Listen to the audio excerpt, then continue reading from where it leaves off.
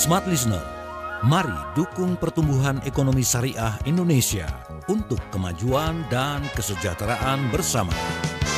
Segera kami hadirkan Smart Syariah bersama masyarakat ekonomi syariah. Smart Syariah, mencerdaskan dan menginspirasi. Selamat mengikuti.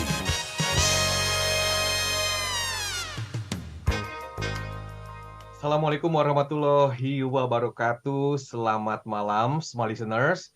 Dan masih dalam suasana awal tahun ya, karena kita baru saja memasuki bulan Februari tahun 2023. Tentunya banyak resolusi yang Anda rencanakan, daftar yang harus Anda lakukan di tahun 2023. Ini salah satunya adalah perencanaan keuangan yang baik sepanjang tahun ini, tentunya dengan tujuan yang lebih baik juga. Tapi tahukah Anda, smart listeners, ada perencanaan keuangan syariah. Nah, kira-kira bagaimana mewujudkan resolusi 2023 dengan perencanaan keuangan syariah? Kita sudah tersambung dengan dua narasumber di kesempatan malam hari ini ya dalam Smart Syariah yang akan membahas tentang sekali lagi tentang perencanaan keuangan syariah. Sudah ada Ibu Dr. Ari Pratiwi STMM, pengurus pusat MES atau teknologi entusias. Selamat malam Bu Ari. Assalamualaikum warahmatullahi wabarakatuh. Waalaikumsalam, Mas Willis. Sampai ketemu lagi kita sudah sekian lama ya, Mas? Ya, ketemu lagi kali ini malam ya Sehat-sehat. Bu Ari ya kita Yes. ketemunya ya. Baik, terima kasih telah bergabung bersama kami. Kemudian juga ada Mas Rama Yurindra, Kepala Eksekutif Inovasi dan Pengembangan Industri Asosiasi Fintech Syariah Indonesia. Salam. Assalamualaikum warahmatullahi wabarakatuh Mas Rama. Waalaikumsalam warahmatullahi wabarakatuh. Salam kenal Mas Willy, Bu Dr. Ari, salam kenal. Ya, terima kasih telah bergabung bersama kami dan Smart Listeners, Anda bisa memberikan pendapat atau juga partisipasi ya di 0812 11 12 959. Sekali lagi di WhatsApp kami di 0812 11 12 959 dan kami sarankan Anda juga untuk mengikuti live streaming perbincangan di malam hari ini di YouTube channel Smart FM. Ketik saja live streaming di YouTube channel Smart FM, maka akan hadir perbincangan kami selama 1 jam ke depan. Baik, saya langsung ke Ibu Ari nih. Ibu Ari ini kan sudah memasuki 1 bulan pertama ya kita melalui tahun 2023 ya. Tentunya setiap yang mendengarkan juga punya resolusi, punya rencana nih ya. Sebelum kita membahas tentang perencanaan keuangan syariah. Nah, ini boleh nggak nih dijelaskan kepada Smart Listeners nih, perencanaan keuangan syariah yang sesuai dengan prinsipnya. Itu gimana sih maksudnya Bu Ari? Iya, sebenarnya kalau kita bicara tentang perencanaan keuangan itu kan intinya kita ini sebagai umat muslim gitu ya, kita juga harus bisa juga menjaga diri kita gitu ya, agar kita juga tidak perlu merepotkan orang lain dalam tanda petik. Atau justru kalau kita berlebih, apa yang bisa kita bagikan buat orang sekeliling kita itu ya. Itu basic sih, basic utama. Jadi kalau kita melakukan perencanaan keuangan terhadap syariah dengan paradigma seperti itu, dan kita akan menentukan apa saja yang akan kita kelola gitu. Nah, komponen-komponen yang harus kita kelola tentunya satu, di dalam Islam ya, kita kan juga kalau bisa hutang itu tidak ada. Kalaupun memang hutang itu ada, jadikan itu prioritas utama. Prioritas utama untuk kita selesaikan. Terus yang kedua zakat. Zakat karena di dalam harta kita itu ada hak orang lain yang membutuhkannya. Jadi ini juga hal yang tidak boleh kita lupakan dalam perencanaan keuangan syariah. Yang ketiga adalah investasi. Kalau kita bicara investasi, tentunya ini nanti akan berhubungan dengan tujuan kita apa. Jadi tujuan keuangan kita apa? Di ujungnya kita mau capai apa? Nah, kita akan menentukan jenis-jenis investasi apa yang tepat untuk tujuan keuangan kita itu. Bisa jangka pendek, jangka menengah, atau jangka panjang. Dan yang paling penting adalah di mana kita meletakkan investasi itu.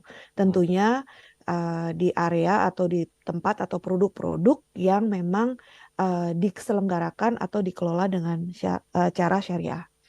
Nah, komponen berikutnya yang keempat adalah pengeluaran rutin. Nah, ini pengeluaran rutin agak unik nih, Mas Willy. Jadi, kalau kita bicara tentang pengeluaran rutin, cukup atau nggak cukup nih sangat-sangat relatif. Nanti mungkin kita akan bahas lagi di pertengahan ya. Ya. Cuman memang pengeluaran rutin itu kita yang wajibnya apa sih? Yang wajibnya apa? Saya tuh selalu mengingatkan gitu ya, ada nggak sih keluarga terdekat kita yang perlu kita tolongin gitu? Itu sisihkan, jangan lupa. Terus kebutuhan kita sendiri gitu ya, itu juga jangan lupa. Dan kalau yang sudah berkeluarga tentunya pengeluaran rutin untuk sekolah, anak-anak gitu ya, itu juga sesuatu yang perlu diprioritaskan. Nah, selebihnya dari itu adalah yang berhubungan dengan proteksi. Proteksi kalau misalnya nih kan kita nggak pernah tahu azal kita seperti apa. Tapi kita juga tentunya berharap bahwa jika ajal kita sampai, jangan sampai anak, istri, atau suami, atau ayah, ibu kita itu juga jadi kesulitan dengan tidak adanya kita sebagai misalnya kita salah satu penopang keuangan keluarga gitu ya. Jadi ini proteksi perlu dipikirkan. Seberapanya nanti mungkin kita bisa bahas di lebih dalam ya di setelah ini.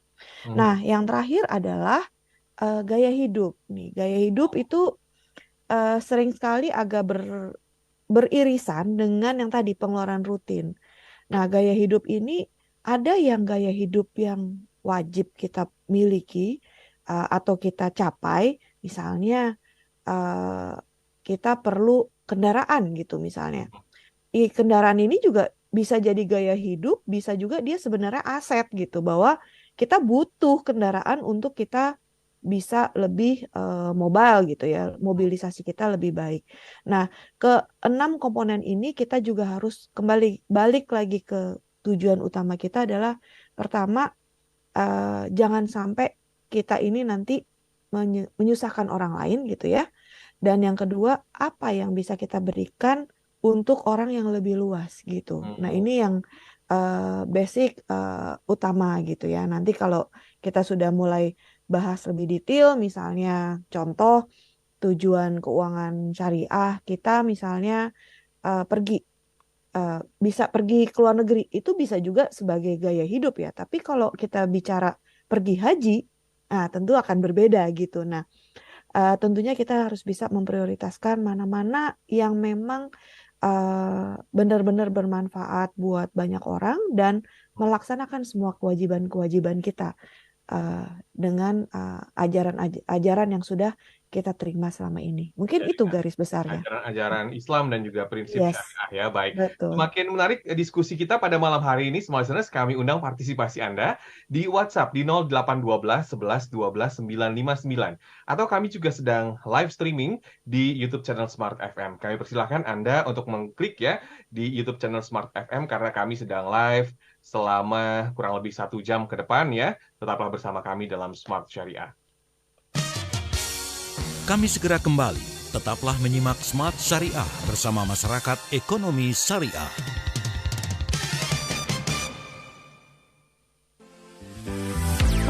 Smart FM, the spirit of Indonesia.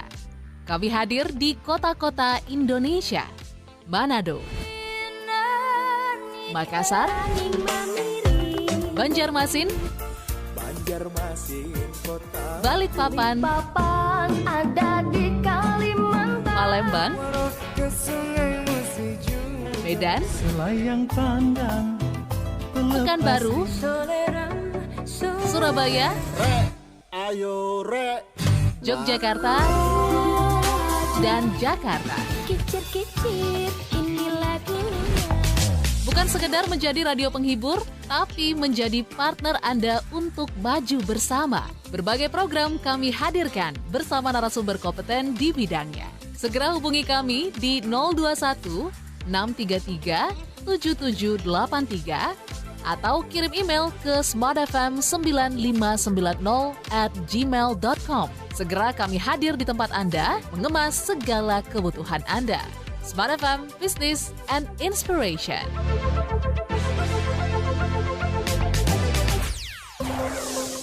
Dunia kini berubah, ragam informasi tersaji dari berbagai platform. Tetapi apakah Anda tahu sejauh mana kebenaran informasi tersebut? Hati-hati dengan informasi yang Anda konsumsi.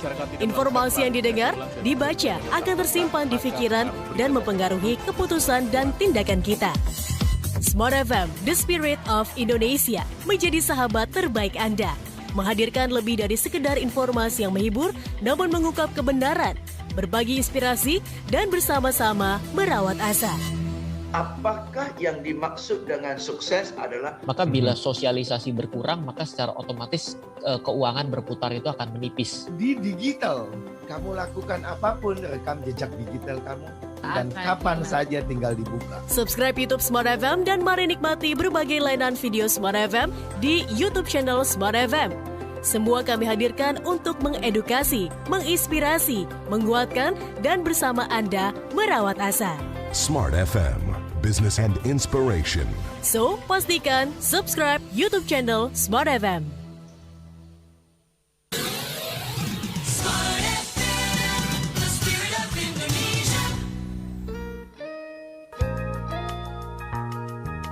Kembali Anda ikuti program Smart Syariah bersama Masyarakat Ekonomi Syariah.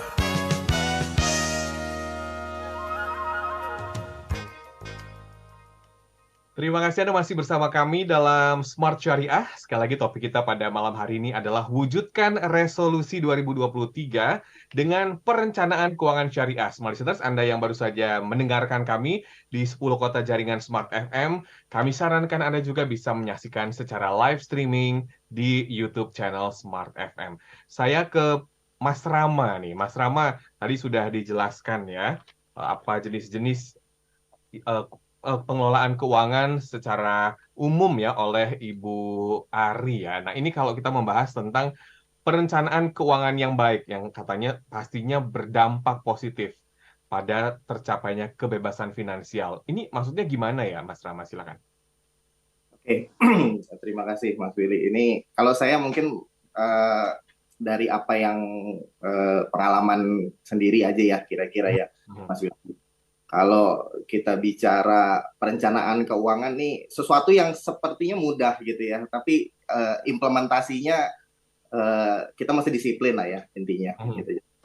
Kalau kita karena gini Mas Ari, Mas Willy, saya sih ngelihat setiap orang tentunya punya tahapan masing-masing, punya tujuan masing-masing gitu ya. Jadi pertama mungkin kita mengecek dulu kita ini sebenarnya ada di tahapan mana sih ya, kira-kira seperti itu. Saya pribadi ini punya langkah yang sangat simpel gitu ya, menentukan gitu ya, karena kan mungkin nanti pemirsanya dari berbagai macam kalangan ya gitu ya, dari berbagai macam range umur. Jadi saya mungkin mendefinisikan kalau di konteks perencanaan keuangan saya punya empat klasifikasi yang sangat sederhana. Yang pertama, apakah kita dalam tahapan menciptakan harta lah ya kira-kira nih, dalam pengelolaan harta untuk tujuan hidup kita gitu ya. Yang pertama dalam penciptaannya ini biasanya dari teman-teman generasi muda yang mungkin baru bekerja gitu ya, baru mendapatkan penghasilan awal. Nah, ini mungkin mereka di tahapan mengumpulkan dulu basic sandang pangan papannya lah kira-kira ya Mas Willy.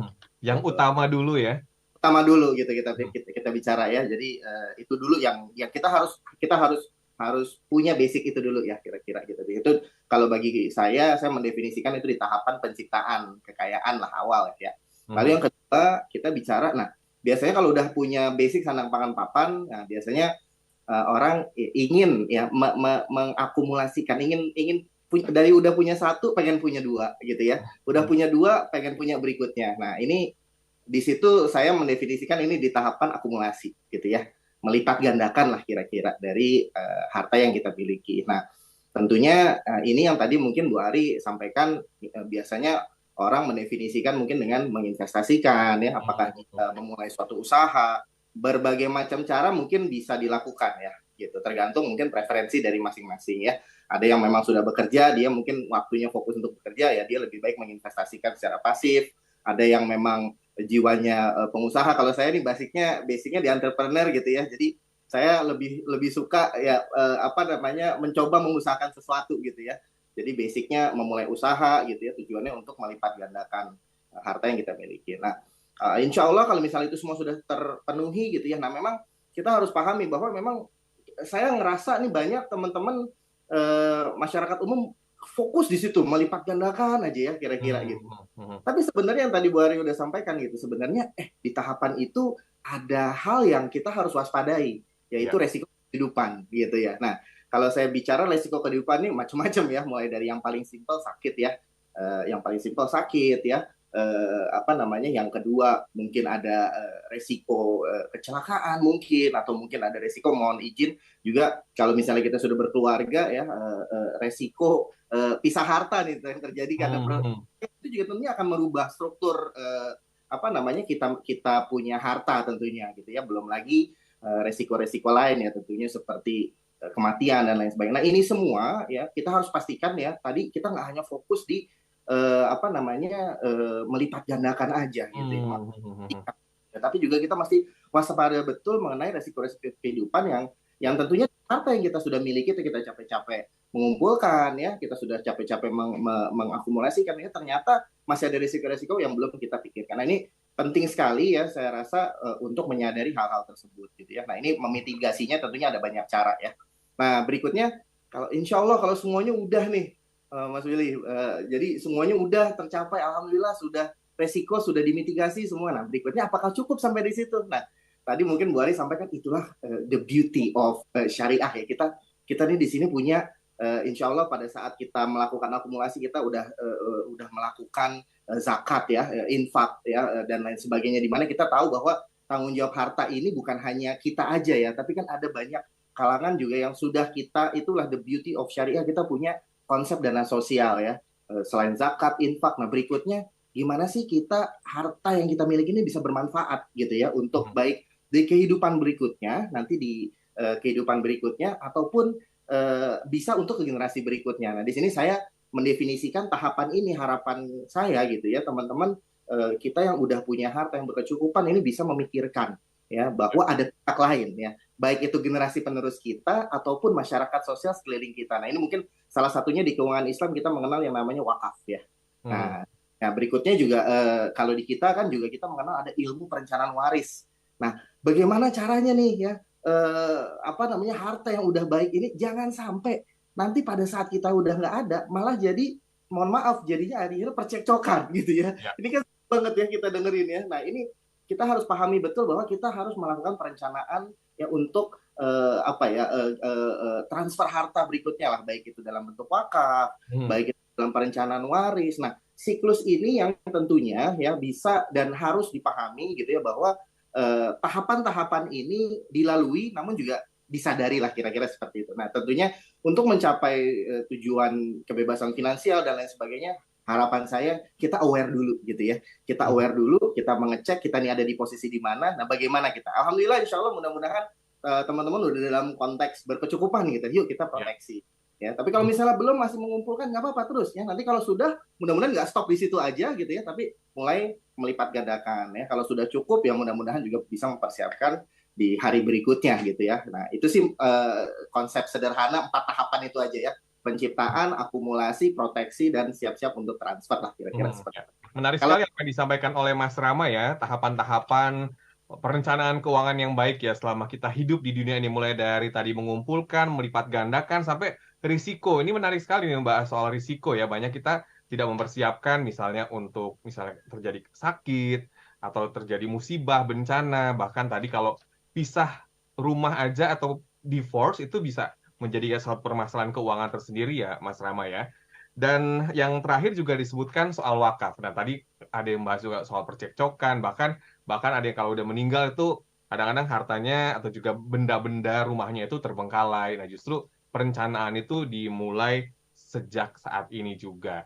Baik, nah ini membahas lagi nih langkah-langkah ya membuat sebuah perencanaan keuangan yang baik dan mudah diaplikasikan sehari-hari ini. Gimana nih Mas Rama? Boleh dikasih detailnya? Ya, oke. Jadi ya alhamdulillah ya di dunia yang sekarang ini semua udah serba dimudahkan ya. Nah, ini sih sebenarnya jawabannya kayaknya Bu Ari kayaknya yang sudah jelas-jelas praktisi IT lebih bisa menjawab ya. Tapi mungkin karena saya di teman-teman di fintech ya. Jadi saat ini banyak perangkat-perangkat tools yang bisa membantu ya. Ini kemudahannya saat ini. Kalau dulu mungkin kita harus cari materinya gitu ya, menerapkan sendiri gitu ya. Jadi kalau saya sekarang yang paling simpel adalah otomatis menggunakan informasi yang ada di internet lah ya, itu nomor satu ya. Jadi kita dan banyak sekali tools yang ada saat ini untuk melakukan pengecekan lah ya. Saat ini kita berada di dalam tahapan apa ya? Orang bilang banyak tools yang namanya financial health check up lah mungkin ya, yang pertama. Lalu kedua, sekarang sudah banyak situs-situs web juga aplikasi-aplikasi ya yang bisa membantu kita di dalam konteks perencanaan. Tapi sekali lagi aplikasi dan lain-lain itu hanya perangkat aja. Yang paling penting adalah kedisiplinan kita nih, Mas Willy. Jadi ini yang nggak mudah ya gitu. Jadi di awal kita tahu betul dulu deh, yang paling penting buat yang tadi Bu Ari udah sampaikan, tahu betul dulu tujuannya untuk saat ini itu apa gitu ya, mengetahui dulu tujuannya. Setelah itu yuk kita mulai melakukan perencanaan dengan alat bantu yang ada gitu ya. Jadi alat bantu yang ada ini bisa kita dapatkan dengan mudah gitu ya, ada banyak aplikasinya. Bahkan ya Mas Ari, kami kebetulan kita nih karena di asosiasi juga kita mitra di OJK Inovasi Keuangan Digital ya, di OJK malah sudah ada cluster ya yang namanya financial planning gitu ya. Ada banyak aplikasi yang sudah disanction oleh OJK, yang sudah terdaftar tercatat di OJK Inovasi Keuangan Digital, yang bisa dipergunakan ya untuk membantu kita lah di dalam melakukan perencanaan keuangan yang baik. Namun juga selain itu ya, kalau menurut saya juga saat ini teman-teman komunitas, teman-teman perencana keuangan juga cukup aktif kok sekarang melakukan literasi gitu ya. Jadi kalau bisa juga tetap sering-sering ya, contohnya kayak hari ini yang udah diinisiasi masyarakat ekonomi syariah sama Smart FM, luar biasa gitu ya, karena memang kita harus terus mengupdate terus ya literasi kita sendiri. Saya aja kayaknya nggak habis-habis nih, saya masih harus banyak belajar dari Bu Ari ya, belajar dari Mas Willy gitu ya, karena semua serba dinamis Mas gitu ya. Dengan resiko-resiko yang ada sekarang gitu ya, resikonya kan udah mulai macam-macam ya gitu kalau kita lihat globalnya ya. Jadi kita harus terus saling mengupdate ya kondisi ini ya. Namun sekali lagi semua itu setelah kita lakukan itu tetap harus disiplin, karena kuncinya tetap ada di kita ya. Nggak bisa kita mengandalkan berbagai macam peralatan itu kalau kitanya sendiri nggak disiplin. Itu sih yang paling sulit, yang menurut saya nih kalau pribadi mohon izin, saya terus terang paling sulitnya untuk mencoba menjadi disiplin agar semua tertata sesuai dengan apa yang sudah kita rencanakan, sesuai dengan tujuan hidup kita masing-masing. Mungkin itu kalau soal uang itu godaannya banyak ya Mas Rama ya. Kita ke depan rumah aja udah jajan kan gitu. Di luar dari planning gitu. Padahal cuma di depan rumah aja. Oke. Baik, nanti kita akan membahas lagi. Ternyata memang ya smart listeners, di masa sekarang ini, di era sosial media ini, itu pastinya ada tren-tren yang membuat keuangan kita itu sedikit terganggu ya. Seperti apa saja nih tren-tren yang mungkin tanpa disadari ternyata berdampak cukup buruk ya bagi kondisi keuangan pribadi kita. Temukan jawabannya setelah jeda. Kami segera kembali. Tetaplah menyimak Smart Syariah bersama Masyarakat Ekonomi Syariah.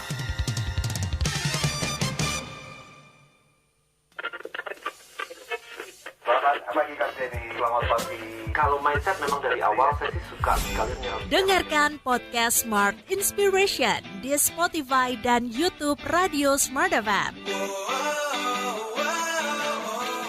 Yuk kita saling mengingatkan diri, yuk kita saling self-correction.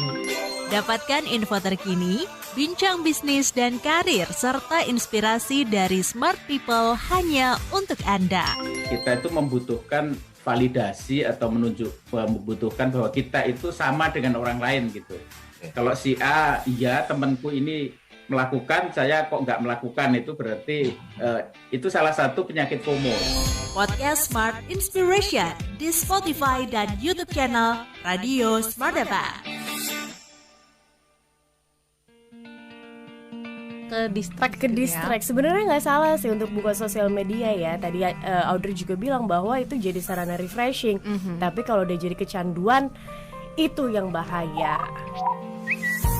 Dapatkan informasi terkini di Twitter Smart FM @radiosmartfm. Mindset yang harus dipahami dengan konteks naik kelas bukan yang nggak boleh naik kelas, justru kita harus naik kelas. Tapi kita juga harus melihat bahwa naik kelas itu punya resiko-resiko. Sehingga pemahaman terhadap naik kelas harus dibarengi dengan kematangan. Sekali lagi, @radiosmartfm. Bukan mengelola kegiatan, pagi mau ngapain, siang mau ngapain, sore mau ngapain, tetapi kegiatan apa yang harus saya lakukan dan disusun prioritasnya. Smart FM, Business and Inspiration.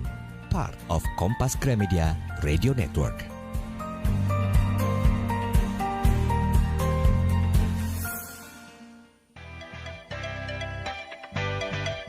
Banyak cara mendengarkan Smart FM. Mau cara konvensional atau kekinian? Tinggal pilih. Smart FM bisa Anda dengarkan melalui aplikasi Joox Music. Kapanpun dan dimanapun, Smart FM ada bersama Anda. Smart FM Business and Inspiration, part of Kompas Gramedia Radio Network. Smart FM, the spirit of Indonesia.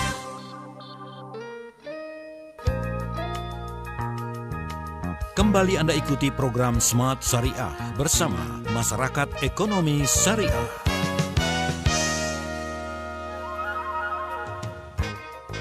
Terima kasih Anda masih bersama kami dalam Smart Syariah. Topik kita sekali lagi di malam hari ini adalah wujudkan resolusi 2023 dengan perencanaan keuangan syariah. Silakan Smart Listeners, Anda ingin bergabung bisa menyaksikan juga di YouTube channel Smart FM karena kami sedang live streaming dan kami tunggu juga partisipasi Anda di WhatsApp di 0812 11 12 959. Kira-kira Anda sudah punya perencanaan keuangan yang baik atau belum? Kalau ada yang ditanyakan juga silahkan ya. Nanti bisa dijawab oleh kedua narasumber di kesempatan malam hari ini. Saya kembali ke Ibu Ari. Tadi kan saya sempat sounding ya Bu, di zaman sosial media yang segalanya serba update gitu ya. Nah, kita membahas soal tren saat ini nih yang mungkin tanpa disadari ternyata berdampak cukup buruk bagi kondisi keuangan pribadi kita. Nah, ini gimana tanggapannya Bu? Iya nih, aduh tadi Mas Rama tuh udah point out satu tuh disiplin tuh, itu satu lah. Tapi itu kan lebih ke diri kita sendiri ya. Dan kenapa sih sebenarnya disiplin itu bisa kegoyah gitu kan? Mungkin itu pertanyaannya gitu kan? Ya teknologi itu kan selalu punya dua sisi gitu. Kita lihat ini sebagai kemudahan atau ini sebenarnya juga sesuatu yang mempersulit diri kita sendiri. Nah, sosial media, kemudahan kita melihat kabar orang gitu dan itu menumbuhkan rasa ingin gitu yang sebenarnya kita mungkin nggak perlu saat ini, apalagi tadi udah ada step-stepnya gitu kan, belum saatnya kita melakukan itu, tapi karena orang lain wah kayaknya seru, oh kayaknya enak, terus jadi kayak itu menggoyahkan rasa disiplin kan, itu ya. Jadi sebenarnya itu belum lagi nih kalau kayak saya juga mungkin juga sama perempuan-perempuan lain itu e-commerce di dalam genggaman itu mengerikan sebenarnya. Benar ya Mas Rama, itu benar-benar mengganggu, apalagi kalau ada diskon 11, 22, 33, aduh 11, 12, alamak. Itu udah tiap bulan loh, berarti kan kita juga akhirnya tergoyah kan gitu ya kedisiplinan kita. Tapi apakah itu sesuatu yang salah gitu ya? Sebenarnya enggak juga, selama kita tadi ya tahu apa yang kita butuhkan dan apa yang kita inginkan gitu. Nah ini kan antara needs and wants gitu. Tentunya kita mesti baik-baik juga mendefine what are our needs gitu. Needs itu sesuatu kalau kita nggak punya ya kelimpungan aja gitu. Tapi kalau wants kita nggak punya ya nggak apa-apa sebenarnya. Nah ini mungkin perlu sekali diingat gitu ya. Terutama di saat kalau kita tadi dalam fase-fase yang memang kita nggak punya spare cukup banyak gitu ya Mas Willy, Mas Rama. Jadi kalau nggak punya spare cukup banyak tuh berat memang. Jadi kan kalau kita punya, tadi kan saya udah sebutkan gitu, yang pertama adalah bayar hutang. Nomor satu. Terus yang kedua zakat, jangan lupa. Karena zakat sesedikit apapun harta kita wajib membayarkan zakat. Itu wajib. Jadi memang itu harus sudah dialokasikan. Ini yang perlu gitu ya. Dan kalau ini sudah ada ya sebenarnya ya sisanya gimana kita mau jalanin. Nah kalau tadi menumpuk menciptakan gitu ya. Menciptakan ya ya yuk ciptakan gitu. Jadi ya tujuannya ya kita targetkan, dan bagaimana kita menciptakannya tentunya kita pakai rencana. Nah, balik lagi, jadi memang akhirnya di dalam Islam maupun juga saya rasa pemerintah juga mendukung itu, kita jangan sampailah lebih 30% gitu Ya. untuk membayar hutang, jangan sampai lebih. Karena di saat kita lebih, nah tadi goyang sedikit disiplin kita, lenyap kita gitu. Nah, ini yang mungkin perlu hati-hati gitu ya, hati-hati. Jadi kita coba pisahkan, dan tentunya beberapa perangkat keuangan memudahkan kita, misalnya bayar nanti atau Pay later. bayar dicicil. Aduh, itu tuh juga mengerikan, karena kita pikir nggak apa-apa lah, kita masih punya waktu, masih punya sisa karena dibayarkan dicicil. Tapi kan ingat gitu, bayar cicilannya itu juga akan berimplikasi ke berikutnya, ke bulan berikutnya yang mungkin di saat itu kita butuh untuk yang lain. Nah, yang kayak gini mungkin perlu benar-benar disiasati dan perlu benar-benar disadari, tidak semua kita bisa lakukan itu. Saya mungkin ini share juga pengalaman saya sendiri gitu ya. Kalau misalnya kita beli dengan cicilan mungkin nggak berasa gitu ya, 12 bulan gitu misalnya. Dan ini konsumtif, bukan beli aset rumah gitu. Agak beda ya. Tapi ini konsumtif gitu. Misalnya ganti handphone atau apa. Itu lumayan banyak loh kalau itu kita kumpul-kumpulin gitu kan. Dan itu kalau kita nggak disiplin atau kita nggak sadar, tadi nggak dicatat gitu ya, kita tuh mungkin nggak tahu kita udah melebihi 30% atau enggak tiap bulannya.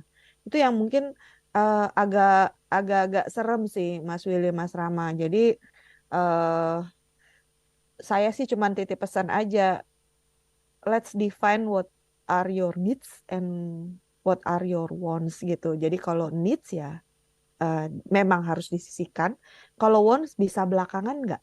Apakah harus sekarang? Nah, ini mesti nanyanya berkali-kali. Susah apa enggak? Susah sih, saya juga susah. Nggak ini, tapi satu titik memang coba dipilah-pilah, terutama tadi yang masih di awal-awal ya. Itu sih kali Mas Willy yang agak mengerikan dari teknologi ya. Tips yang luar biasa ya dari Ibu Ari ya. Dan kalau utangnya produktif gimana nih Bu Ari? Mungkin saya konfirmasi ke Pak Rama ya, karena sekarang juga kan ada fintech syariah ya, Mas Rama ya, yang tentunya membantu seseorang dalam usahanya untuk mencapai sebuah resolusi keuangan. Nah, ini bagaimana nih pendapatnya? Oke, baik. Terima kasih Mas Willy. Nah, ini spesifik memang bagi teman-teman yang memang profesinya itu sebagai wirausaha gitu ya. Dari dulu kayaknya ada pepatah yang kalau yang namanya pengusaha belum ngutang tuh kayaknya belum jadi pengusaha. Itu bahaya tuh sebenarnya ya. Jadi satu, pertama saya setuju banget sama Bu Ari tadi ya. Saya mendefinisikan hutang itu sebagai salah satu resiko ya, terutama kalau kita memiliki hutang, misal contoh sama institusi perbankan ya. Banyak teman-teman pengusaha nggak sadar betul bahwa klausulnya jika misalnya terjadi suatu resiko gitu ya, hutang itu bisa langsung jatuh tempo. Itu serem banget loh gitu ya. Jadi itu dan banyak banget teman-teman pengusaha tuh kan jiwanya survival gitu ya. Kadang-kadang hal-hal yang seperti itu nggak diperhatikan. Ya memang betul Mas Ari, saat ini alhamdulillah ya kita di konteks hutang produktif ya, dengan adanya teknologi sektor finansial ini memang memudahkan bagi para wirausaha untuk mencari pendanaan secara produktif yang tidak terlalu rumit seperti konteks perbankan gitu ya saat ini ya. Cuma memang ya kita juga harus hati-hati di situ ya. Semakin mudah juga ada resiko pribadi loh sekarang ya. Jangan lupa ya, justru malah dengan kemudahan itu sekarang ini sebagai salah satu syarat dari mendapatkan hutang, mendapatkan fasilitas pinjaman produktif tadi, itu juga ada personal guarantee yang ada di situ. Gitu ya. Nah, yang tadinya hutang ini dipakai untuk berusaha, itu kalau nggak salah-salah ya aset pribadi bisa kena nanti pada saat terjadi resiko usaha gagal gitu ya. Nah, ini juga yang mesti kita pahami gitu ya. Tapi memang saya setuju banget saat ini, mudah-mudahan gitu ya apa yang kita miliki itu bisa produktif. Tapi ya saya berharap ya, saya terus terang saya penganut paham yang kalau bisa nggak ngutang jangan ngutang nih kalau bisa gitu ya. Gitu. Jadi karena saya pernah mengalami itu Mas Ali. Saya di tahapan awal saya sebagai wirausaha, waduh ya itu tadi karena prinsipnya kalau pengusaha nggak ngutang, nggak punya track record di perbankan tuh kayaknya nggak mudah gitu. Apa namanya? Gitu ya, Mas Rama ya, jadi pengusaha ya. Gitu. Tapi ya tadi pada saat terjadi suatu resiko, namanya siklus bisnis juga sulit, itu menggulungnya cepat banget Mas. Gitu ya, itu yang pusingnya luar biasa gitu. Makanya kan kalau nggak salah di Islam semua sudah diajarkan dengan sangat indah menurut saya. Ya, jadi kalau bisa Mas, karena gini, sekarang ada prinsip yang menurut saya prinsip bersama-sama bersyirkah. Itu juga bisa mengurangi resiko agar tidak berhutang Mas. Jadi katanya kita bisa bersama-sama dengan mitra lain gitu ya, kita sama-sama bersama-sama menanggung resiko, sehingga di konteks namanya kan itulah kelebihan dari keuangan syariah ya, semua itu berkeadilan Mas gitu ya. Jadi semua berkeadilan, ada resiko, tentunya ada potensi penghasilan gitu kan ya. Nah, kenapa nggak potensi penghasilan ini kita bagi-bagi bersama ya. Nah, contohnya kalau di konteks fintech syariah saat ini itu ada platform yang namanya security crowdfunding.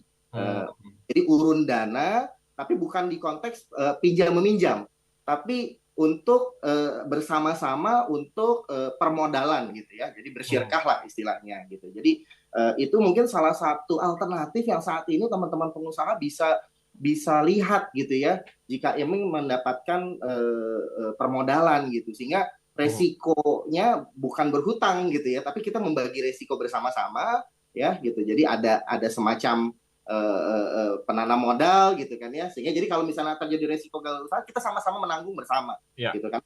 Disitulah terjadi prinsip syariah yang benar gitu ya. Kalau selama ini kan nggak gitu, pokoknya kalau kamu minjem, resiko bisnis resiko kamu kan gitu. Mau nanti global krisis kayak, mau nanti apa kayak, ya terserah. Pokoknya sebagai pengusaha yang minjem ya terkena imbasnya. Itu kan yang dahulu. Harapannya sekarang dengan perkembangan industri keuangan syariah dan teknologi fintech syariah juga makin berkembang, saya rasa akan mulai semakin banyak alternatif gitu ya. Saya sangat setuju kalau bisa kita cari alternatif lain agar tidak berhutang, baik itu secara pribadi ataupun karena banyak solusi-solusi lain kalau menurut saya.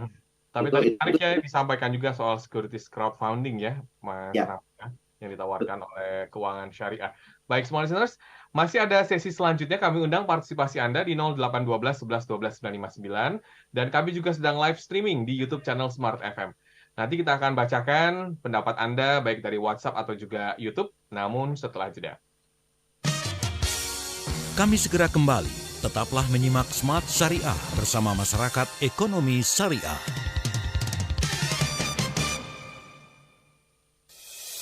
Smart FM Business and Inspiration. Kami hadirkan program bisnis Senin hingga Rabu.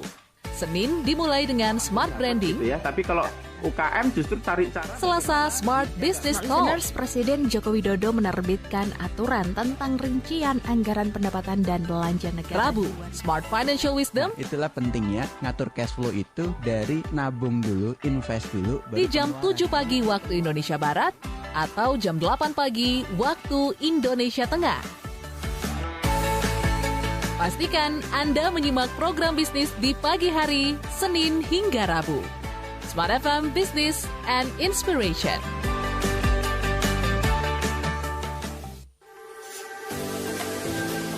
Mana yang Anda pilih? Yang biasa saja atau yang berkualitas? Jawabannya pasti yang berkualitas. Yang berkualitas bukan hanya sekedar yang terkenal atau populer, bukan pula yang terkuat atau tercepat, dan bukan pula karena semata usia. Berkualitas juga bicara soal isi yang menginspirasi. Smart FM hadir dengan berbagai program yang menginspirasi. Smart FM bukan hanya didengarkan di Indonesia, tapi di berbagai negara di dunia. Smart FM bukan hanya disimak di udara, tetapi juga disapa di media sosial.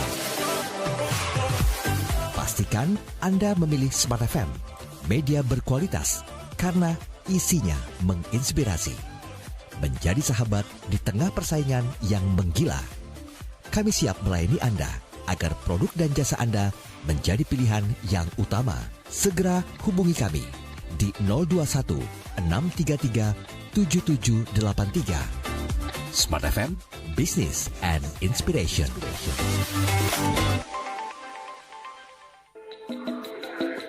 Hai Smart Listeners, masih ingat dengan pepatah lama yang mengatakan banyak jalan menuju Roma? Hal yang sama juga berlaku untuk menikmati Smart FM. Anda bisa mendengarkan lewat live streaming di radiosmartfm.com. Halo, selamat malam Smart Listener di seluruh pelosok Nusantara. Kami doakan Anda dalam keadaan sehat walafiat, tidak kurang suatu apapun juga. YouTube channel Radio Smart FM. Kita analisa dulu target market kita, ya, karena ujung-ujung kan bisnis adalah jualan kan ya, Willy ya, target market kita. Facebook Smart FM dan Jux Music. Smart FM, your truly business partner, business and inspiration, part of Kompas Gramedia Radio Network.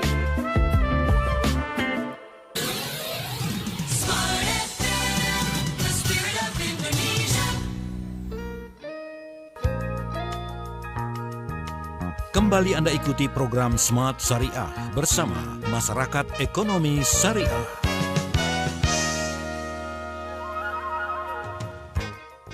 Terima kasih masih bersama kami dalam Smart Syariah, dan diskusi kita berlanjut di malam hari ini Smart Listeners seputar wujudkan resolusi 2023 dengan perencanaan keuangan syariah. Saya kembali ke Ibu Ari nih. Ibu Ari, ini kan tadi sudah dijelaskan ya bahwa sekarang tuh belanja juga gampang gitu ya. Ini merupakan sebuah tantangan juga sebetulnya yang tentunya dihadapi ya saat memulai perencanaan keuangan. Apakah bisa dijelaskan secara rinci lagi nih Bu Ari, bagaimana juga mengatasinya? Silakan. Oke, tadi saya mau sedikit nyambung penjelasannya Mas Rama sih sebenarnya Mas Willy. Jadi kalau kita merencanakan keuangan memang akhirnya ya kita harus bagi antara ini perencanaan untuk diri sendiri, keuangan diri sendiri, atau perencanaan keuangan untuk bisnis.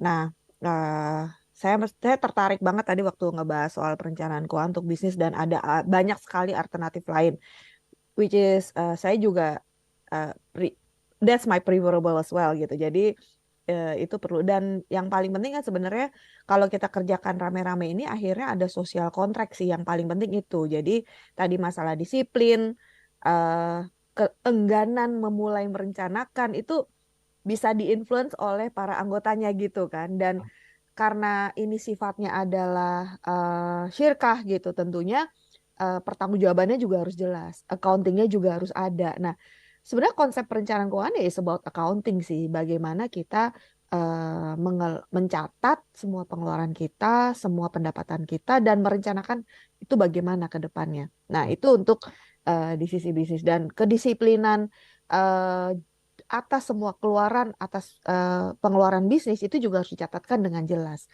Otherwise, semua yang kita harapkan, keuntungan yang kita harapkan atas syirkah tersebut juga tidak akan tercapai. Jadi memang harus clear dan harus tercatat. Dan dengan adanya tadi kesannya kita tim gitu ya, berbagi resiko, tapi buat saya tidak hanya berbagi resiko, tapi kita juga saling mengingatkan, dan pencatatan itu menjadi lebih clear dan transparan, sehingga siapapun yang nanti ikutan join ke sana juga akan lebih mudah gitu ya harapannya, karena sudah jelas. Nah, itu untuk bisnis. Untuk yang pribadi, nah ini saya sejujurnya juga banyak membantu para yang anak-anak muda atau mungkin para UMKM yang baru memulai mencatat keuangan rumah gitu, karena mereka kenapa ya uangnya kok selalu habis gitu, kenapa kok saya nggak bisa menyenangkan diri sendiri gitu. Nah, ini memang perlu duduk sih. Jadi kesulitan yang utama adalah kita agree dulu bahwa kita mau catat, karena di saat kita agree kita mau catat, itu akan sejujurnya waktu saya juga pertama kali lakukan itu penuh dengan kekagetan-kekagetan, karena sebelumnya gila ya ternyata banyak juga ya, ternyata ini tuh pengeluaran rumah saya tuh sekian gitu, oh ternyata hutang saya sekian, itu nggak akan pernah ketahuan kalau nggak kita catat. Jadi ini tuh kayak bersiap mental untuk menerima apapun hasilnya gitu ya, apapun yang kita catat itu. Dan untuk kita bisa tahu merencanakan itu, kita perlu mencatat dulu kondisi kita apa nih. Tadi kan ada health check-nya gitu ya. kayak kita ke dokter juga kan, kita health check dulu kondisi kita gimana, baru kita rencanakan kita mau apa gitu kan. Nah ini juga sama, kita harus karena health check, dan ini adalah satu yang cukup berat biasanya Mas Willy, Mas Rama, itu yang dialami. Dan saya selalu menyarankan adalah at minimum 3 bulan. 3 bulan untuk kita bisa tahu petanya kita kayak apa. Jadi mungkin peta awal, wah ini kaget, terus habis itu peta bulan kedua udah mulai tuh, karena disiplin ya, disiplin terus jadi nggak gampang goyah karena kita udah dapat catatan bulan sebelumnya kan. Tapi kembali asal kita komit gitu ya. Nah itu lumayan bisa membantu. Jadi di 3 bulan itu kita bisa tahu, oh oke, ternyata yang needs-nya mana, yang wants-nya mana. Nah nanti dari situ akan jauh lebih mudah. Nah kalau itu sudah dicatatkan, dan kita tuh tahu seberapa peta kita. Jadi peta hutang kita berapa, peta investasi kita berapa, peta tabungan kita berapa gitu. Jadi untuk pemula mungkin dana dari seluruh pendapatan per bulan itu 10%. Itu udah bagus banget buat pemula. Seringkali kan habis terus gitu, udah belum masuk ke pendapatan berikutnya udah habis duluan gitu kan. Terus habis itu utang, bayar nanti. Nah, itu kan yang membuat ini ke drag terus gitu ya. Jadi ini mesti disiplin. Nah, syukur-syukur kalau kita sudah bisa memasukkan tabungan atau investasi ya. Jadi tabungan tuh bisa 2. Kita nabung sebagai cash, easy cash, atau kita nabung itu sebagai investasi. Nah, ini kalau kita udah bisa lebih dari 30%, itu keren banget sih. 30% ke atas gitu ya. Itu udah keren banget, itu udah advance. Nah, gimana ngelolanya? Jadi nanti kalau udah berikutnya kita udah tahu petanya, terus kita udah mulai agak disiplin ya tadi mengumpulkan, menciptakan itu nabung yang cash gitu. Ya udah kita tabung dulu aja. Bener nggak kita bisa allocate 30% dari pendapatan sebulan kita untuk itu? Nah, berikutnya adalah yang kesulitan kedua. Jadi tadi kesulitan pertama disiplin, terus dicatat. Kesulitan kedua adalah kita mau apa? Nah, ini yang mungkin seringkali kita mau apanya terlalu banyak sehingga akhirnya kita overwhelm. Jadi kita mungkin kita buat listnya apa yang kita mau dan prioritaskan. Mana yang short term, mana yang medium term, mana yang long term. Nah, ini kita coba pikirkan, dan tentunya ada banyak perhitungan. Saya yakin sih aplikasi mah gampang gitu. Kita tinggal bilang, oke, saya mau anak kita masih, misalnya anaknya masih umur 2 tahun. Saya mau menikahkan anak saya umur 28 tahun. Itu kan masih 26 tahun lagi gitu. Ya udah kita tulis aja 26 tahun. Sekarang biaya pernikahan berapa sekian? Nah, taruh. Sekolah misalnya, sekolah atau pergi haji. Nah, itu berapa? Kapan mau pergi haji? Nah, itu juga dengan kita meletakkan itu dan ditulis, itu sebenarnya membuat kita tadi disiplin yang tadinya gampang goyah jadi nggak gampang goyah. Nah, sekarang pertanyaan berikutnya adalah kita mau digoyah atau kita nggak mau digoyah gitu. Karena once kita setuju kita nggak mau kita mau mencatat, itu artinya kita akan bilang bahwa ya Ari, kamu nanti kalau udah kamu catat gini, kamu udah nggak bisa jajan sesuka-suka kamu misalnya. Udah nggak bisa suka beli baju seenak-enak kamu, beli batik bagus, beli gitu. Udah nggak bisa karena udah dialokasikan. Nah, itu yang mungkin challenge yang kedua, Mas. Jadi menunjukkan perencanaan apa mau kita capai. Yang ketiga adalah eksekusi. Nah, eksekusi ya. Ini tuh juga another challenge. Kita udah punya rencana bagus. Wah, sekolah anak ini itu, haji gitu kan. Bahkan mungkin di luar haji, jalan-jalan ke luar negeri kemana gitu ya kalau udah haji gitu ya. Tapi eksekusi kita nggak ada. Waktu kita di saat kita bilang bahwa oke nih kita harus taruh ini sekian, kita banyak nyelenehnya gitu. Nah, ini yang mungkin perlu cukup berat, dan saya rasa sih ada banyak aplikasi yang membantu untuk itu. Jadi bagaimana kita meletakkan uang-uang kita itu dalam amplop-amplop sesuai dengan kebutuhannya. Kelihatannya kecil ya Mas, tapi kalau kita benar-benar disiplin, insya Allah tuh amplop penuh loh. By the time it is needed, ada gitu. Gitu ya, itu sih Mas. Mungkin itu just tips and tricks. Baik, sebelum nanti kita minta tips-tipsnya dari Mas Rama, ini waktunya terbatas sekali. Sebelum waktunya habis, saya sapa small listeners yang masuk. Selamat malam dari Mas Wahyu Bayu ya. Ini dia curhatnya. Perlu diperhatikan pengusaha, kita sebagai pengusaha, kebanyakan UMKM di sektor informal, seperti berusaha berdagang, dan cara cepat yang meminjam adalah dari online. Karena lembaga keuangan resmi sangat rumit prosesnya. Ya, nanti boleh dikasih komentar ya, Mas Rama ya. Sedikit ya, waktunya sangat terbatas. Kemudian juga saya sapa untuk Edi Supriyadi di YouTube. Selamat malam, Smart FM. Cukup menarik untuk pembahasannya. Apakah investasi pada sukuk di tahun 2023 sangat cocok untuk investasi sekarang?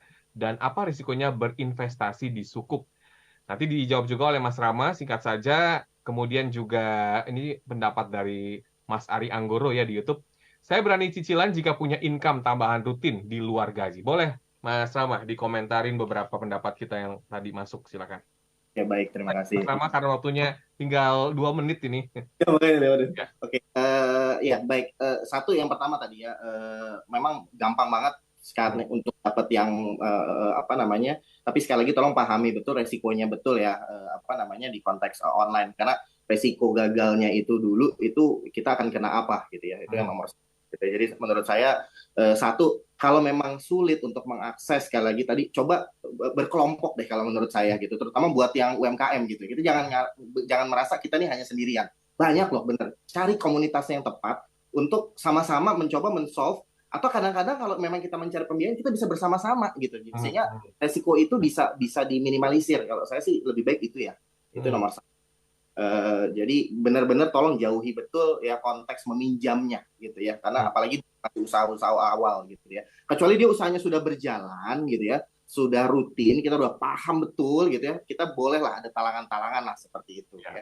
Tapi usahakan untuk kita menemukan di mana komunitas kita bersama-sama gitu. Itu yang pertama. Kalau di konteks sukuk, saya sih terus terang memang saat ini banyak apa namanya sukuk-sukuk yang sudah mulai diterbitkan gitu ya, mulai dari yang sukuk pemerintah ya, terusnya sekarang juga di platform fintech juga ada apa namanya fintech syariah yang sudah mengarahkan sukuk ya. Menurut saya ini hal yang baik untuk dicoba menurut saya, karena ini masih sesuatu yang cukup baru gitu, karena sukuk itu kan tetap underlying-nya itu adalah sebuah project kalau menurut saya gitu ya. Nah ini kita bagi terutama bagi yang memang belum pernah gitu ya, kita mungkin bisa belajar dari sukuk itu gitu ya. Jadi jangan, sekali lagi Mas, saya coba ya teman-teman ini jangan hanya pikirin profit, untung, minimalisir dulu resiko, baru kita melakukan sesuatu gitu ya. Terutama saya pengen sentuh juga nih di sini, profil resiko masing-masing orang tuh beda-beda loh. Ya, beda-beda ya. Itu tolong dipahami dulu, ada yang memang agresif, ada yang memang moderat, ada yang memang konservatif. Itu kan kita pahami dulu resiko masing-masing. Tapi sukuk itu sesuatu hal yang baik untuk kita mempelajari dari sebuah manajemen project ya, bagaimana memanage resikonya dan lain sebagainya. Jadi menurut saya, dan sekarang sukuknya juga kan makin kecil-kecil ya, kita bisa masuk ke project-project UMKM yang sebagai penerbit sukuk gitu ya. Nah ini juga mungkin bisa dieksplor menurut saya sebagai sesuatu yang baik gitu ya, terutama juga di kita di industri keuangan syariah ini suatu hal yang baik ya menurut saya gitu ya. Jadi mungkin bisa dieksplor, saya sih sangat merekomendasikan untuk mencoba, tapi sekali lagi sesuai dengan profil masing-masing ya. Lihat, pelajari betul-betul gitu. Ya. Baik, sayang sekali Mas Rama, Bu Ari, waktunya sudah habis. Semoga apa yang disampaikan pada malam hari ini bisa memberikan manfaat dan mungkin tidak bisa kita bahas secara tuntas, namun sudah banyak inti-intinya yang tersimpan rapi di YouTube Smart FM. Smart Listeners, untuk Anda semua yang terlewatkan bisa menyaksikan kembali di YouTube channel Smart FM. Ketik saja Smart Syariah dengan judul Wujudkan Resolusi 2023 dengan Perencanaan Keuangan Syariah. Terima kasih banyak Mas Rama, terima kasih banyak Ibu Ari atas waktunya. Dan Smart Listeners, demikian Smart Syariah pada malam hari ini. Saya William mengucapkan terima kasih. Wassalamualaikum warahmatullahi wabarakatuh. Anda baru saja menyimak program Smart Syariah bersama Masyarakat Ekonomi Syariah. Mari dukung pertumbuhan ekonomi syariah Indonesia untuk kemajuan dan kesejahteraan bersama. Smart Syariah, mencerdaskan dan menginspirasi. Terima kasih dan sampai jumpa.